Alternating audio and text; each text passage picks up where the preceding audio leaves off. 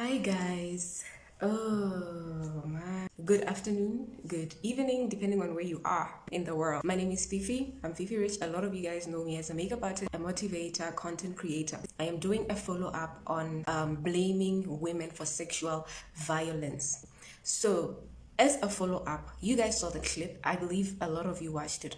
This clip had to do with sexual violence, sexual assault, forced sexual attempt by a young man on a young lady. By the way, MTV Sugar series is meant to, inspire behavioral change amongst the youth, addressing and dealing with different topics, and it's meant to get the youth to engage about ways that they can actually put an end to the issues that affect them. Issues like HIV and AIDS, alcohol abuse, drug and substance abuse, sexual violence, like we are talking about right now. So yeah, I am doing a follow-up on that video, and what I'd like to say is I went ahead and I got to ask a gentleman for his perspective on the matter, and I took some notes. But let me start with my take on the matter. What I think about are women to blame for sexual violence? I think it's a yes and no situation, but it's gonna be very much similar to what I'm gonna present from my male counterpart, who I had asked for his take and opinion on the matter. So I think it's a yes and no situation. I know that naturally I'm inclined to defend my sister women, to say that it is never right for anybody to abuse you sexually. It is never okay for anybody to force themselves on you, which it really never is. No matter what the situation is, no matter what is going on, nobody should be forced to have sex without mutual consent. It is not good. It goes beyond affecting you just physically, because your body is not ready, of course, and emotionally there is an impact that can last for a lifetime. Spiritually, it wounds us. You can spend your lifetime asking yourself questions that cannot be answered, sometimes even blaming yourself. But if you've been a victim of sexual violence, please don't blame yourself, and I encourage you to go seek help from the relevant people, NGOs that deal with gender-based violence. Some of them include Men and Boys, the Zona Gender-Based Violence Center Emang Basadi, also just counseling facilities. Look for places where you can get counseling. And so, yeah, it's a yes and no situation. Sometimes we women are to blame for sexual violence. We put ourselves in risk by exposing ourselves to environments that breed that kind of behavior, like clubbing, boozing. A lot of these date rapes, they happen when people had been intoxicated, people have been partying and clubbing, and then it ends up in a bad sexual assault story. So those are some of the things that we expose ourselves to that are not good. Sometimes we visit these perpetrators. They do it in their houses. We go there, we are not dressed appropriately, and so they think that what we are communicating by our outfit, which is enticing, or we want to be sexy, and so we reveal a lot of our body parts, even the sensitive ones, and then it makes them to feel like, oh yeah, it's game time, and then things end up happening. And so yeah, I think to some extent it makes us partly to blame, because we expose ourselves sometimes, maybe not even intentionally, but it can happen. Not everything that happens to us is entirely our fault. So once again, if you've been victimized sexually, please don't blame yourself. And if you know deep down in your heart that you were to blame, fix it, get it right, and forgive yourself, the perpetrator, and move on, because you still have a life ahead of you. And then also with the brothers, on the side of the guy, the perpetrator in this case, self-control is a problem. Sometimes they're just aggressive and violent. Sometimes that's all that they want from a lady, and they can't communicate that well, or they want to have sex with you forcefully because they don't feel like you would agree if they were to ask for your consent. Sometimes people force themselves on others because they don't think that the potential sex partner would agree to sleep with them. And so those are some of the areas that I would say we are a yes and no situation. But I had a man talk to me about this, and this is what he said. He said women are not entirely to blame and men are not entirely to blame. I actually agree.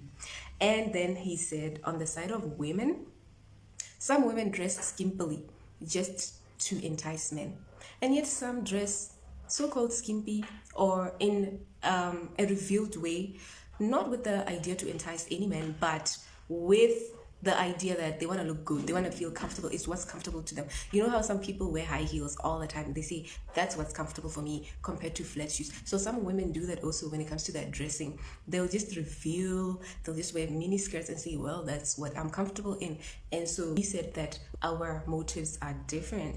And so with regards to that, they end up attracting the wrong people. They end up sending the wrong message to men. And then men think when you're dressed like that, even if you're not thinking anything, they tend to think that you are ready to go down and bang, okay? And for some men, they are simply weak. They have no sense of self-control whatsoever. And so that is one of the reasons why they end up forcefully having sex with women, with their partners, or even women that are not their partners. Some even sisters, siblings, half sisters, some even nieces. Like, you hear of how a 5-year-old girl got raped by an uncle.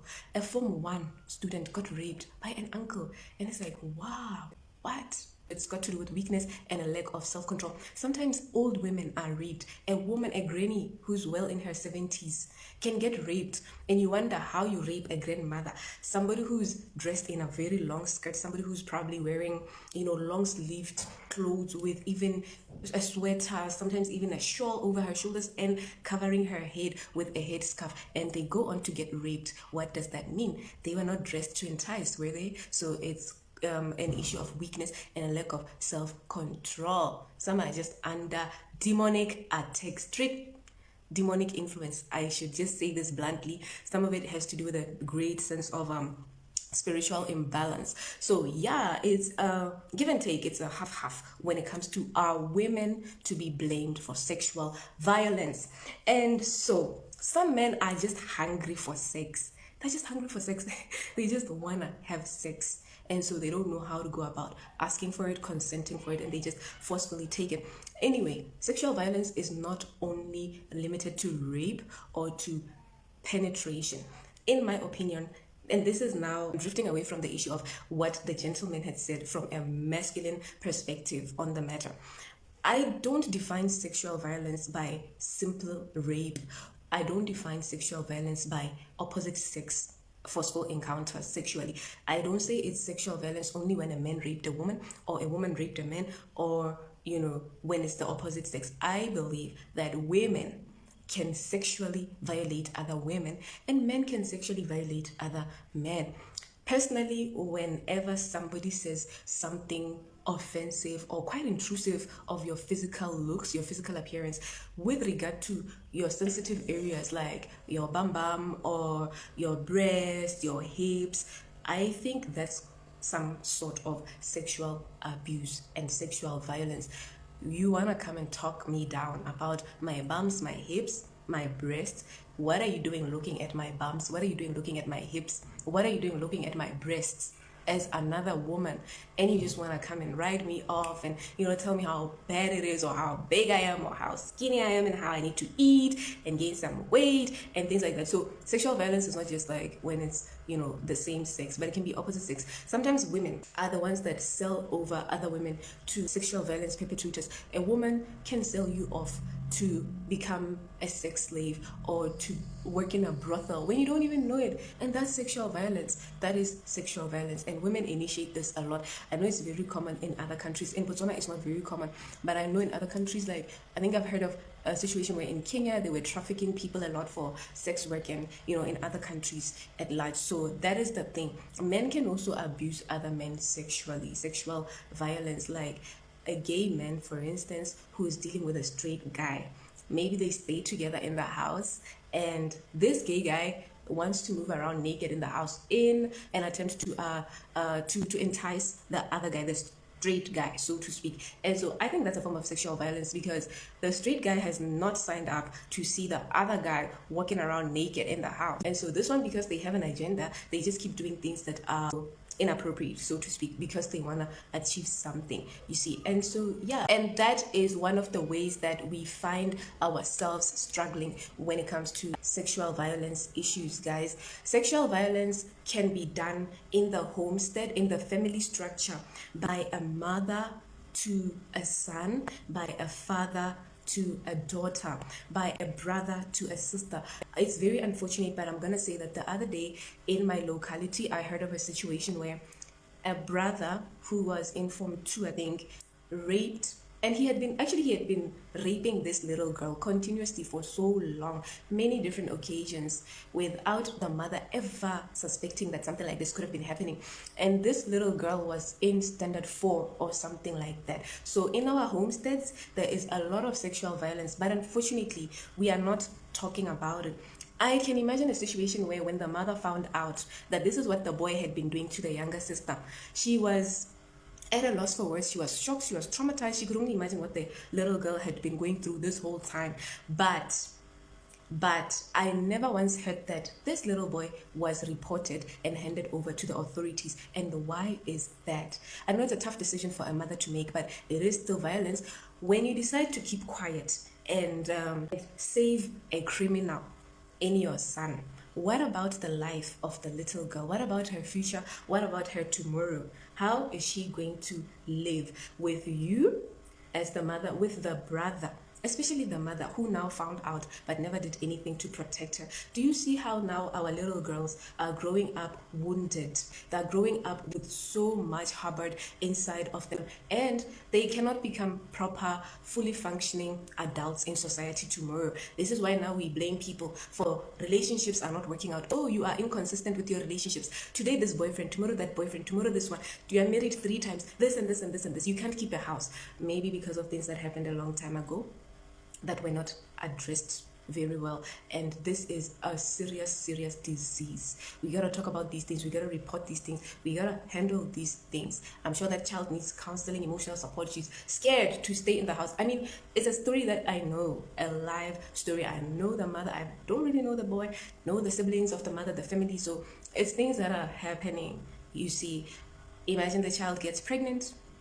And who's the father? The brother. So what does that child call that brother? Father and uncle at the same time. So the dynamics of this are very broad. I'm not going to say too much. I can talk forever. I can talk for like the whole day. But yeah, guys, are women to blame? Let me go back to that perspective of the men, the gentleman that I had asked and said, hey, help me out. Here is a situation. What do you think as a guy? What do you have to say as a man? So this is what he said in conclusion. He said, perhaps, let's go back to the drawing board. Let's go back to the drawing board. Where did we start? A long time ago, we know that women, ladies, were taught and raised to dress up well, to cover up. You see, we were taught to cover up sensitive areas. You know, you see, because your parents are trying to keep you safe from certain things, and it's only now we understand why when I'm not when I'm simane and things like that. So when I'm and then panty is exposed. I'm sorry to be blunt, but we gotta talk, guys. We are having situations and we have to talk. And so those are some of the things that we were taught growing up. I